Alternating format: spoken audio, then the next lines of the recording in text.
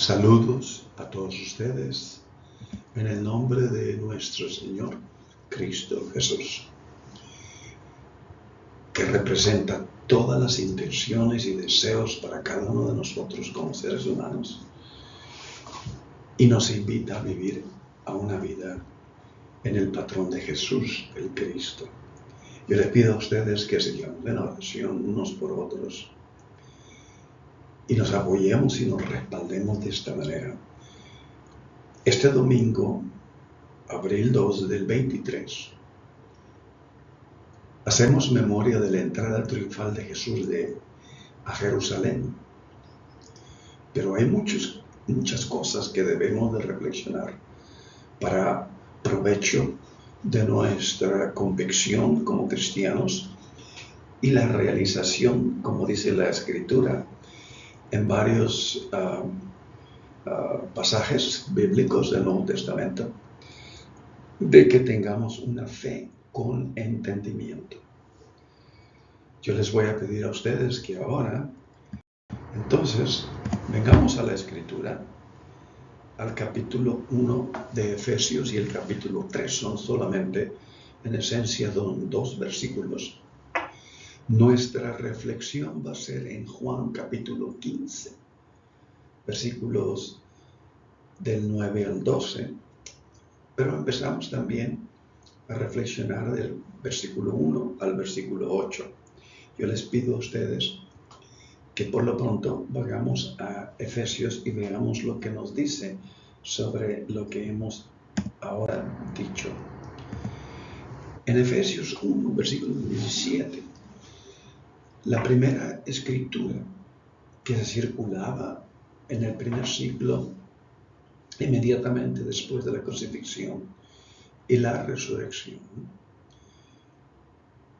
viene el Dios de Cristo Jesús nuestro Señor, el Padre que está en gloria, se ha manifestado a vosotros, a cada uno de nosotros, dándonos espíritu de sabiduría para que le podamos conocer. En otras palabras, la sabiduría capacita y amplía en su plenitud, en su máximo desarrollo, el cerebro humano, para discernir y para entender y apropiar lo que Dios nos ha dado en Cristo.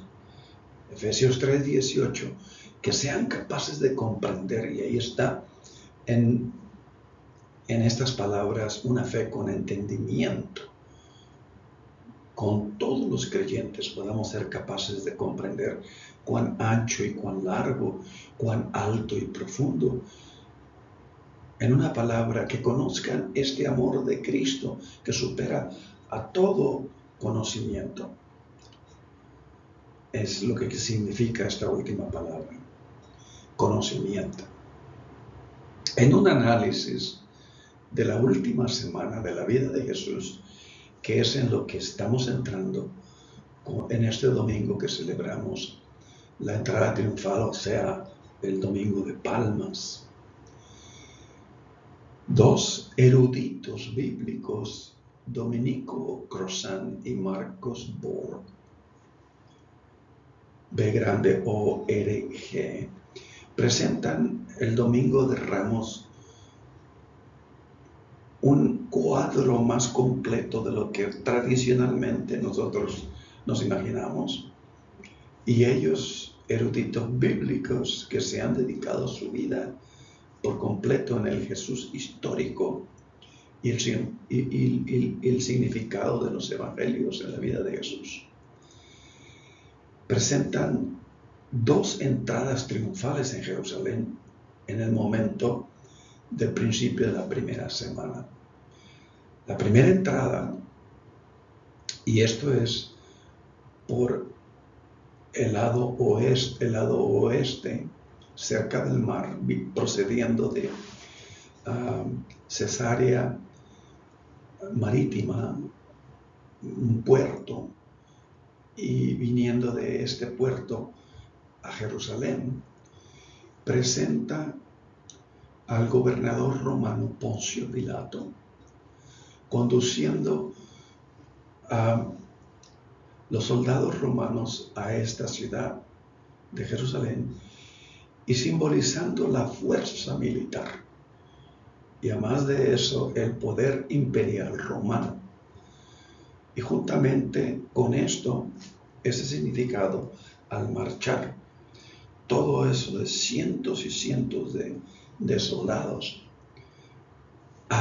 en una manera rítmica con el sonido de sus pectorales y todo lo que era metálico en ellos, el sol reflejando estas armaduras, el sonido de la piel que producía sonido al caminar en sus sandalias y en su armadura, porque llevaban uniendo sus armaduras, y el ritmo de sus tambores. Esto no solamente se imponía ese espectáculo, pero no solamente para promover el poder imperial romano, sino también la teología imperial romana. Entonces, en el lado oeste, viniendo de la costa del mar Mediterráneo, de Cesarea marítima, Cesarea del mar, digamos, venía entonces Poncio Pilato entrando a la ciudad en esa procesión. La segunda entrada anunció un nuevo tipo de héroe moral, espiritual, que fue elogiado por la gente mientras que cabalgaba sobre un burrito sencillo y humilde, en una simbólica procesión de entusiastas, inspirados en la antigua esperanza de el profeta antiguamente, por sus escritos, Zacarías. Y Zacarías escribe exactamente lo que estaba en la mente de todos estos entusiastas. He aquí tu rey viene a ti, hablando a la ciudad, hablando a la comunidad del pueblo judío, dotado de salvación, humilde, montado en un asno, en un pollino, hijo de asna. Y en el versículo 10, ¿cuál era su intención? Destruiré el carro de Efraín y el caballo de Jerusalén. El arco de guerra será destruido. Él hablará paz a las naciones. Su dominio será de mar a mar y desde el río hasta los confines de la tierra. La última semana de la vida de Jesús de Nazaret, de acuerdo con los evangelios, representa a Jesús dando su vida bajo una convicción redentora. Y juntamente con este propósito, para protestar contra el poder sin justicia y para condenar a los ricos que no se preocupaban por los pobres. Y ese es uno de los principales temas del Evangelio de Lucas. Entretejida en estos eventos de la semana que celebraba la Pascua judía, esta última semana, que simbolizaba la liberación de otro antiguo imperio, Egipto, por la intervención divina y el inicio de este pueblo. Las acciones de Jesús en esta semana, en sus actos, digamos, de esta última semana, trajeron consecuencias no solo para los seguidores de Cristo, y aún también, más allá, para los judíos, para su pueblo al que Él fue enviado como Mesías, judío igualmente. Cuando pensamos en la entrada triunfal del Domingo de Palmas, nos imaginamos a Jesús en un burrito y sus seguidores a su alrededor, en una manera de celebración. Sin embargo, esos días fueron de extrema tensión en Jesús y en sus discípulos.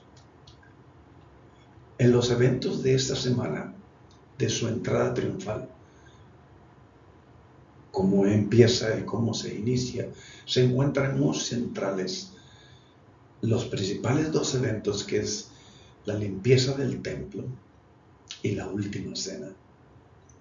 Y es en esa última semana en que Jesús dicta veredicto al sistema del templo de Jerusalén de sus días, del primer siglo, por lo corrupto que se había convertido. Y esto está en los textos del Evangelio. Marcos, siendo el primero y el más antiguo de ellos. Mi casa será llamada casa de oración para todas las naciones, pero vosotros la habéis hecho cueva de ladrones. Por lo tanto, no mucho tiempo después que Jesús proclamó estas palabras, en el año 70 después de Cristo, la ciudad y su templo fueron totalmente destruidos, devastados a extremo. Desde aquellos días no ha habido templo en Jerusalén. No podemos imaginar qué tan horroroso, extremo, impactantemente horroroso fue esta experiencia para el pueblo judío, como si quedara en el limbo después de que el suelo hubiera sido arrancado debajo de sus pies, porque fueron aproximadamente casi 2000 años en que la tierra dejó de ser la tierra que Dios le había dado a este pueblo. Bueno, en su discurso de despedida a sus discípulos, en Juan, del capítulo 13 al capítulo 16, donde Jesús les enseña a sus discípulos sobre el significado de sus actos en el templo. El Evangelio de Juan hace una declaración del significado de limpiar el templo, y el Evangelio de Juan, no muy exactamente parecido a los primeros tres, empieza desde su principio en Juan 2, hablándonos que él hablaba del templo de su cuerpo, aun cuando el Evangelio de Juan se haya escrito allá hasta el finales del primer siglo o principios del segundo.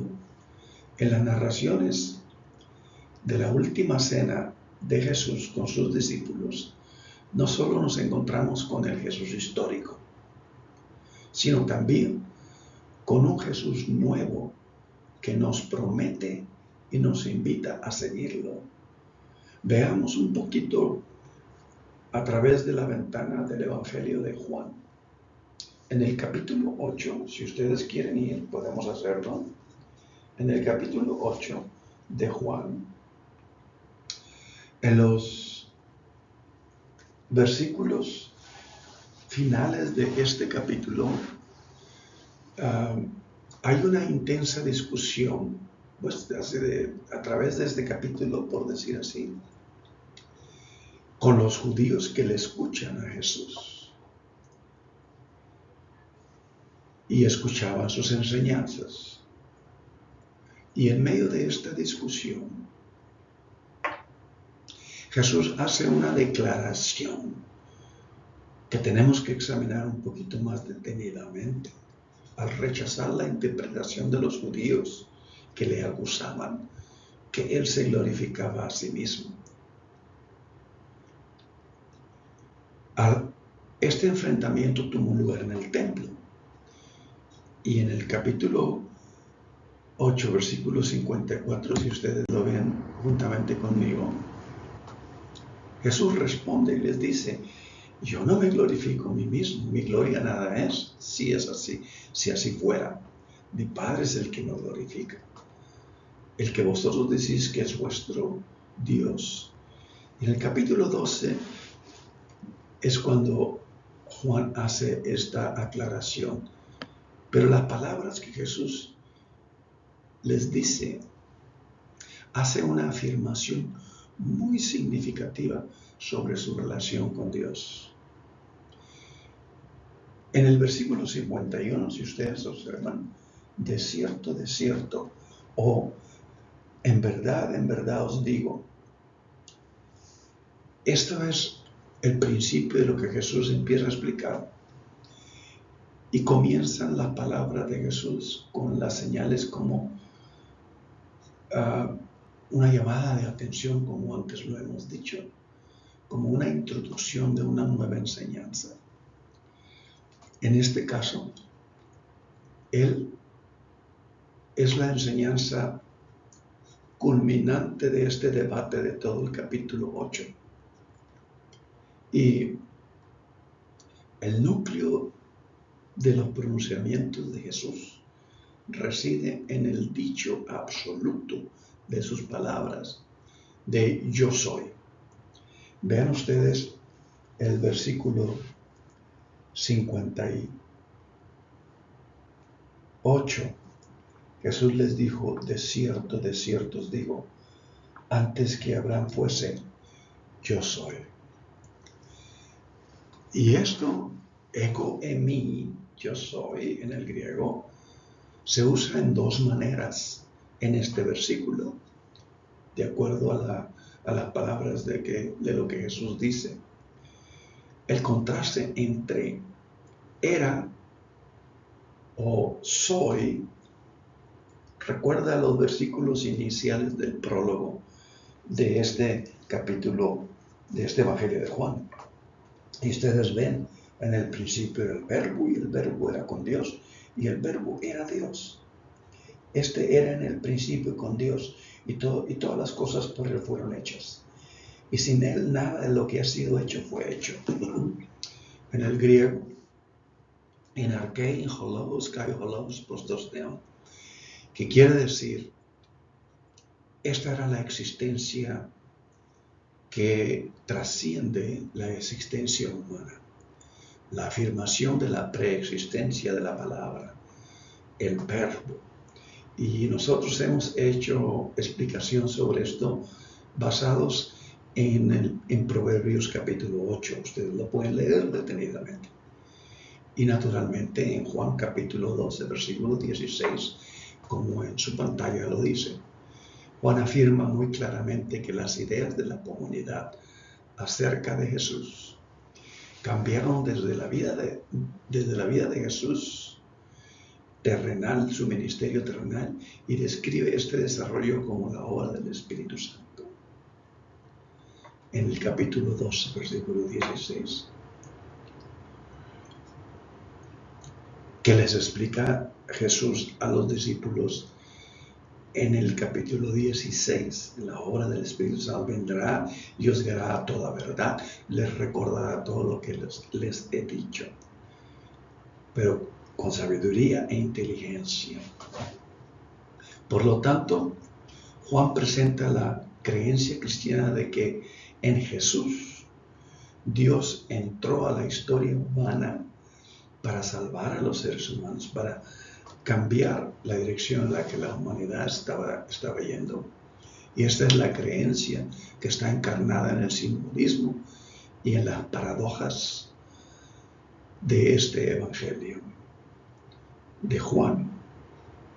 Cuando Jesús dice antes que Abraham fuese, yo soy, por lo tanto, está señalando la preexistencia con Dios más allá de los límites del tiempo, cronos, del tiempo que se mide por lugar y espacio y tiempo finito, digamos, como un cronómetro. Segundo, vuelvo a repetir, primero es la preexistencia de Jesús como el verbo. Segundo, el uso absoluto de ego en mí, que es el griego de yo soy, como lo presenta Juan, hace eco de los dichos de Jesús sobre yo soy en Juan, como en estos versículos que hemos leído. El absoluto ego en mí se le debe entenderse con la identificación de Jesús con el nombre divino Yo Soy del libro de Éxodos, cuando Dios le dice a Moisés, Yo soy. Diles que Yo Soy me envió. Estas palabras expresan la unidad de Jesús con Dios. Había una afinidad absoluta, una armonía y una unidad con Dios, creador de todo.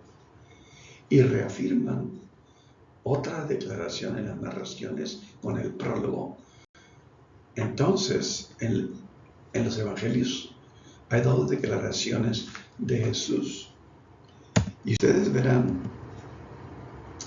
en todas las citas de el Yo Soy de Juan, lo hace muy específicamente usando la expresión que en Éxodos Dios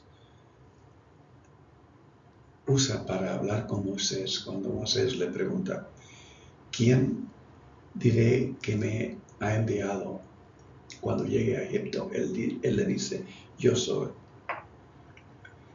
En los evangelios hay dos declaraciones de Jesús de Nazaret como el Cristo, muy específicas.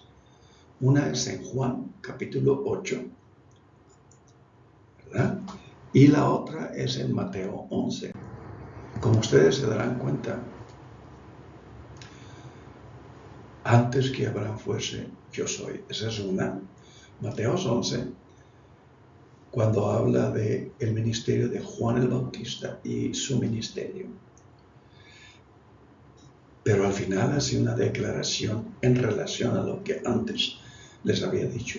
Pero la sabiduría es justificada por sus hijos, porque la sabiduría está total y en su aspecto literario, lingüístico, está unida a lo que expresa Juan. En el principio era el verbo era Dios, el verbo era con Dios. La sabiduría es palabra, es expresión de los misterios de Dios, en ese sentido. Entonces, Juan 15, si ustedes van conmigo ahí a Juan 15, entonces, que es donde se basa esta reflexión. Juan 15 contiene el último dicho de Yo Soy, conforme lo hemos presentado, que Jesús pronunció en el Evangelio de Juan, e introduce la metáfora fundamental basada en esa declaración de Yo Soy, en relación a su comunión con Dios eterno, creador de todo. Y en esa declaración introduce la metáfora fundamental de la vid y los pámpanos. Vean ustedes el capítulo 15. En los primeros 6 versículos, yo soy la vid verdadera, mi Padre es el labrador. Todo pámpano que en mí lleva fruto, que no lleva fruto, lo quitará. Y todo aquel que lleva fruto, lo limpiará para que lleve más fruto. Ya vosotros estáis limpios por la palabra que os he hablado. Permaneced en mí, es la palabra, permaneced en mí y yo en vosotros. Como el pámpano no puede llevar fruto por sí mismo, si no permanece en la vid, así tampoco vosotros, si no permanecéis en mí. Yo soy la vid, vosotros los pámpanos. Es una continua repetición y énfasis a los discípulos. El que permanece en mí y yo en él, o en ella, ellos llevarán mucho fruto, porque separados de mí nada podéis hacer. El que en mí no permanece será echado fuera como pámpano y se secará. Y los recogen y los echan en el fuego y arden. Y naturalmente, todo esto nos indica aún más bien desde el versículo 1 al 17 del capítulo 15. Introduce esta metáfora de esta unidad íntima una comunión, una relación íntima entre Dios, Jesús y todos los seguidores de Jesús, todos en una unidad absoluta. Es en lo que, si ustedes leen detenidamente la oración de Jesús en el capítulo 17, de eso se trata. Pero también es muy similar a la figura del redil en el capítulo 10, versículo del 2 al 4, si ustedes ven. Mas el que entra por la puerta, el pastor de las ovejas es. A este abre el portero y las ovejas oyen su voz, y sus ovejas llama por nombre y las saca. Cuando ha sacado fuera las propias, va delante de ellas y las ovejas le siguen, porque conocen su voz. Hay mucho que desenvolver de todo esto, bastante que entender de todo esto, que Dios nos los comunique en nuestro corazón, como seguidores de Cristo Jesús. En Juan, capítulo 15, entonces, se profundiza y se desenvuelve, se explica el fundamento establecido en Juan, al principio de su discurso de despedida, en Juan capítulo 13, versículo 34, donde Jesús les dice, un mandamiento nuevo os doy. Alguien podría decir, no, ese es otro mandamiento más. Es que nunca había ido Jesús a ofrecer su vida anteriormente. Que os améis unos a otros como yo os he amado, que también os améis unos a otros. Y ahora lo explicamos. En esta enseñanza a sus discípulos, Jesús se identifica como un símbolo que era fundamental en la antigua tradición judía, asignada al pueblo judío, la vid. El símbolo de la viña representaba al pueblo de Israel. Y a la entrada del templo, una puerta inmensa, había en la piedra una imagen tallada de una vid, con sus ramas, en fin.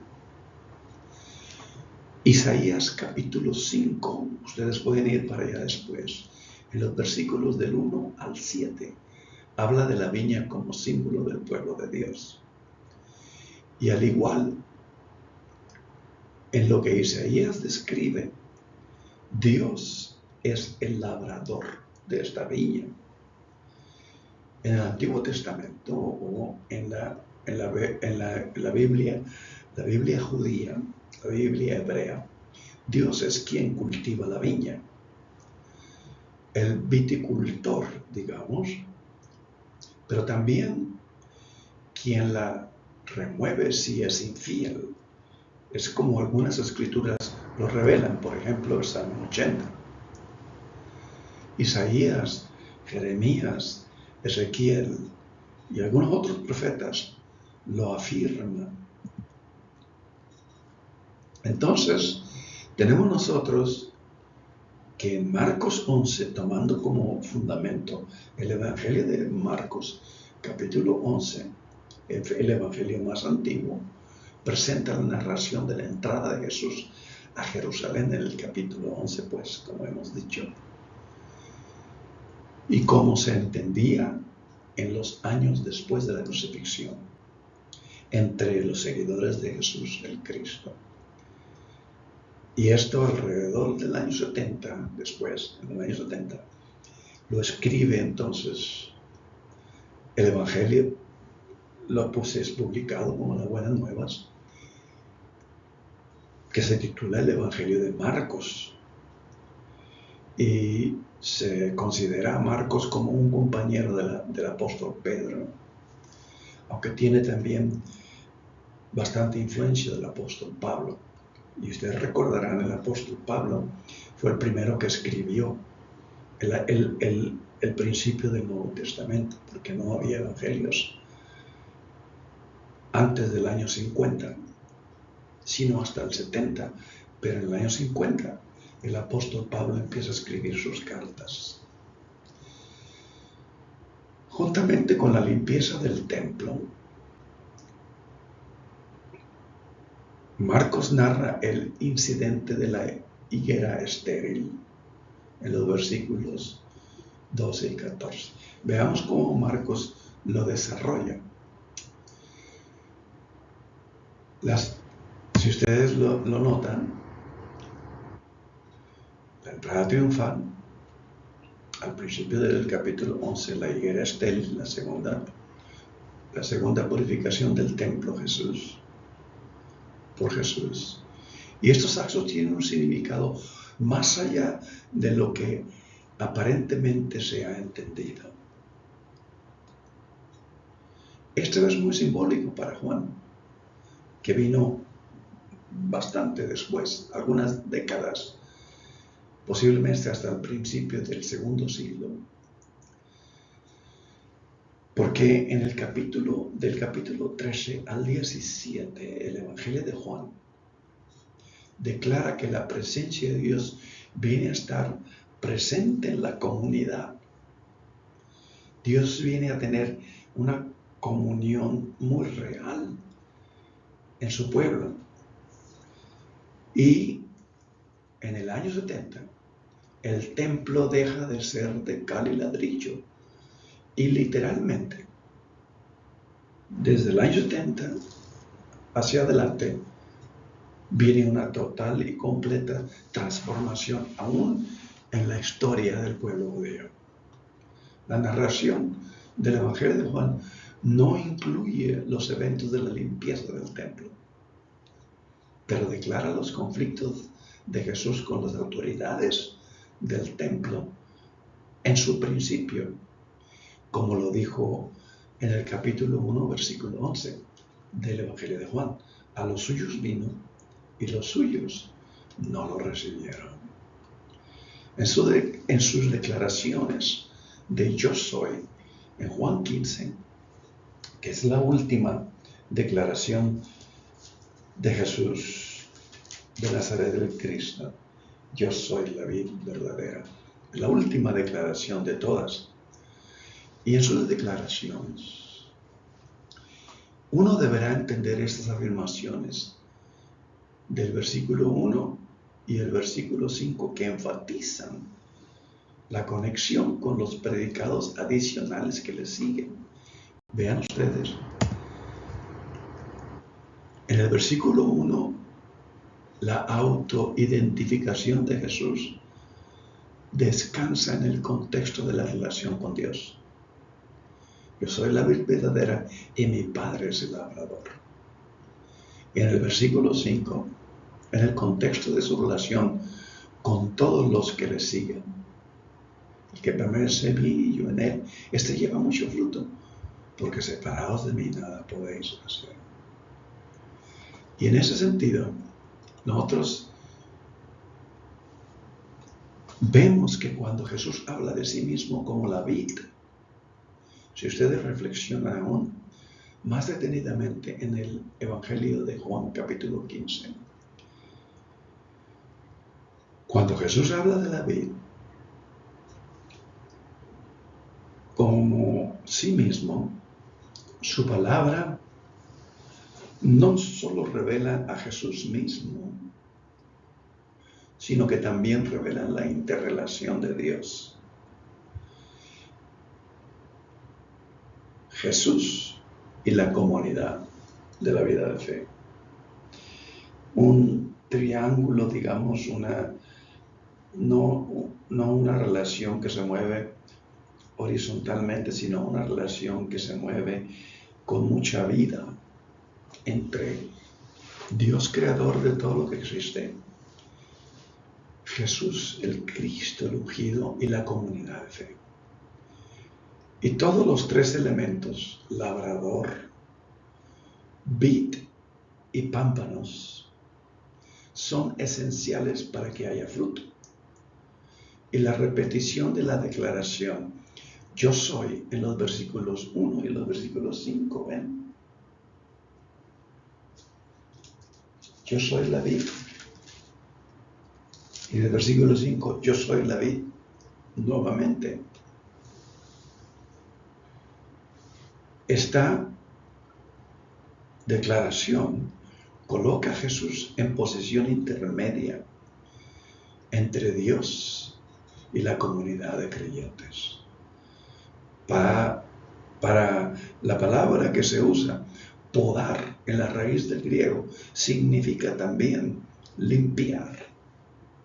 Es la acción única de Dios, el labrador, de remover lo que no es saludable en uno como seguidor de Jesús, pero más específico, lo que es real y lo que no es real. Lo que no es real tiene que ser removido. No es de Dios. Y su relación con la humanidad del creyente será efectiva. ¿Se acuerdan ustedes del segundo gran mandamiento allá en Éxodo 20? No te harás imagen en la tierra de lo que esté en el cielo. La enseñanza de la comunidad en la ilustración de la vid de Juan 15 es muy profunda, en verdad. No hay lugar para el ego. En una vid, las ramas son casi completamente indistinguibles una de otra. Es imposible determinar dónde termina una rama y comienza otra rama. Todas corren juntas y a medida que crecen de la vid central, siguen dando fruto. La visión de la vida comunitaria en la metáfora de la vid afirma la unidad de Cristo en la comunión, del griego koinonia, en la comunión en el cuerpo de Cristo. La mesa que tanto enfatizó Pedro y que sobre todo enfatizó Pablo en su confrontación aún con el mismo Pedro en Antioquía, en la epístola de los Gálatas y los Corintios. Y a la vez, esta metáfora de la vid plantea un fuerte desafío a los modelos occidentales, que somos nosotros, el Occidente, América, contemporáneos de autonomía, individualismo y privatismo del tiempo moderno y posmoderno. En esencia, esta metáfora de la vid presenta un modelo no jerárquico para la iglesia. Y ahí se derrumba todo en lo que la iglesia se ha venido construyendo. Y esto sugiere la descripción de una vid y sus ramas. Ninguna rama tiene orgullo o lugar de prominencia en la vid.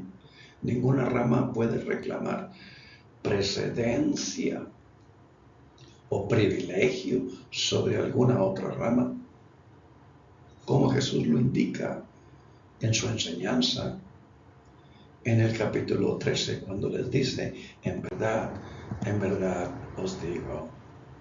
Y este es el fundamento de la metáfora de la vid.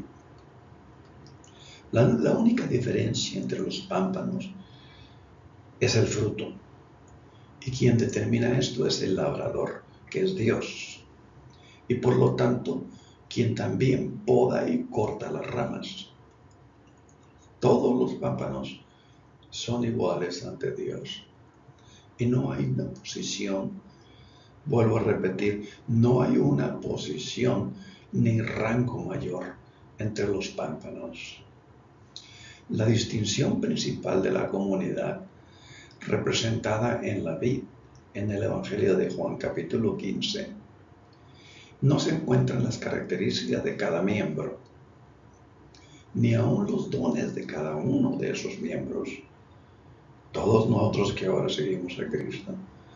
La marca principal de esta comunidad de fe es amar como Jesús ama. Y no en quiénes son sus miembros. Solo hay un don en este cuadro, digamos, en esta ah, metáfora de la vid y los pámpanos y el labrador. Solo hay un don en este grupo de creyentes, todos nosotros. Esto es traer fruto. Todos pueden hacer eso mientras que permanezcan en la vid, el Cristo. Muy simbólico, muy fundamental. Y traer fruto es una manera de hablar de las obras del amor que son requeridas de los seguidores de Jesús en el capítulo 14, si ustedes lo ven. Del 12, versículo 12 al versículo 24, ustedes lo pueden leer detenidamente. El verbo para limpiar del versículo 2 del capítulo 15, como lo dice y lo especifica claramente, todo pámpano que en mí no lleva fruto, lo quitará. ¿Quién lo quitará? El labrador. ¿Quién es el labrador? Dios. Y todo aquel que lleva fruto lo limpiará para que lleve más fruto. El verbo katairo del griego en este versículo tiene el doble significado de cortar y de limpiar. Y estos versículos que le siguen, versículos 3 y 4, en el capítulo 15 de Juan, se conecta con el significado de lavar los pies de los discípulos en el sentido de estar en relación con Jesús. Y en sus palabras del principio de la metáfora de la vida, de permanecer con Jesús, dejar ir sus expectaciones, todos, nuestros patrones mentales, que no tienen esencia, mucho simbolismo que no tiene esencia, no son de Dios, aún en nuestras tradiciones. En el capítulo mismo, Juan capítulo 15, versículo 3, Jesús les dice algo muy, muy simbólico que tiene un profundo significado. Veamos. Ya vosotros estáis limpios por la palabra que os he hablado. Esa es la palabra que nosotros atesoramos. Lo que Hebreos nos afirma. Vean ustedes, es más cortante que cualquier espada de dos filos, penetra hasta la división del alma y del espíritu. En breve déjenme decirles, el alma es el ser humano. Las cosas del espíritu, sobre todo que vienen de la revelación de Dios y entra en nuestro espíritu, esas son cosas que Dios nos da. El alma es donde se encuentran nuestros pensamientos, emociones y nuestra voluntad. Tres cosas del alma. Nuestros pensamientos, nuestras emociones y la voluntad. Lo hemos dicho antes. Pero aquí nos dice que esta espada viene y corta y divide entre las cosas que nosotros creamos, pensamos, sentimos, emociones que nosotros procesamos y cómo actuamos, y las cosas del espíritu. Y ahí es donde Dios trata con uno. Cuando Jesús dice a sus discípulos, permanecer en mí y yo en vosotros, pronuncia el aspecto espiritual de esa relación con sus discípulos. Y la relación de los discípulos, el uno para el otro. De la misma manera, un estado de ser en el que Jesús está presente entre ellos, entre todos nosotros. Pero el énfasis no es en la condición o un estado místico, sino en fructificarse. Es el énfasis, traer fruto, en hacer las obras de Jesús y guardar sus mandamientos. Vean ustedes el versículo 10. Si guardaréis mis mandamientos, permaneceréis en mi amor, así como yo he guardado los mandamientos de mi Padre y permanezco en su amor. De esta manera, la vida cristiana empieza en el amor. Inclusive, La razón de Jesús de Nazaret, el Cristo, es el amor. Ven ustedes el versículo 8. En esto es glorificado mi Padre, en que llevéis mucho fruto y seáis así mis discípulos. Vean ustedes el versículo 9. Como el Padre me ha amado, así también yo os he amado. Permanecer en mi amor. El amor es el fundamento de todo esto. Y se lleva a cabo todo esto en el amor de Dios. Ven el versículo 12. Este es mi mandamiento, que os améis unos a otros como yo os he amado. El amarnos es el cumplir sus mandamientos. El amar a Dios, el amar a unos y otros a semejante. Y en esencia es el fruto fundamental, es el principio fundamental del amor de Dios para traer todo fruto y glorificar a Dios. El traer fruto y ser discípulo de Cristo, como lo dice el versículo 8 que ya hemos leído, es la manera en la que Dios es glorificado. Pero el traer fruto no crea al discípulo. Eso no crea al discípulo, sino revela al discípulo. Revela la realidad interna del discípulo. De manera que la primera parte del discurso, en Juan 15, versículos del 1 al 8, es una exhortación de constancia, de fidelidad. Es lo que quiere decir fe. Efesios 2, 8. Como Jesús dijera, hagamos nuestra morada, yo en ustedes y ustedes en mí y Dios en nosotros. En ese sentido, fidelidad, que quiere decir fe, y amor forman una unidad absoluta. La fidelidad, de la que se puede decir, vivimos en el amor de Dios y a la vez es auténtico en nosotros cuando nos guía a uno a amar a sus semejantes. Y esto es en la manera en la que todo esto, el lente por el cual nosotros entendemos esto, en el contexto del discurso de despedida de los capítulos del 316, en su jornada a la cruz, Jesús actuó con el corazón genuino, real. Vivió en la integridad y la plenitud de su corazón. Y es lo que, en la manera en la que enseñó, ejemplificó y exhortó a todos nosotros a seguir ese patrón de vida.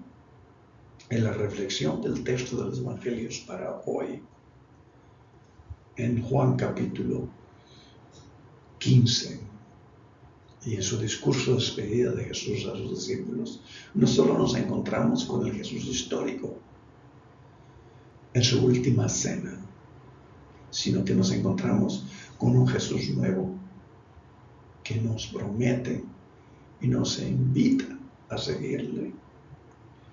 Oremos juntos unos y otros, oremos. Siempre permanezcamos en oración unos a otros. Oremos juntos. Eterno Dios, como antes hemos clamado a ti, reconociendo que tú nos creaste, porque ninguno de nosotros decidió el tiempo, el lugar, ni nuestras familias. Tú nos las diste, tú nos diste esta vida en la cual vivimos. No fue plan nuestro. Tú nos pusiste aquí, oh Dios. Ayúdanos a realizar el propósito por el cual estamos en este mundo, oh Dios.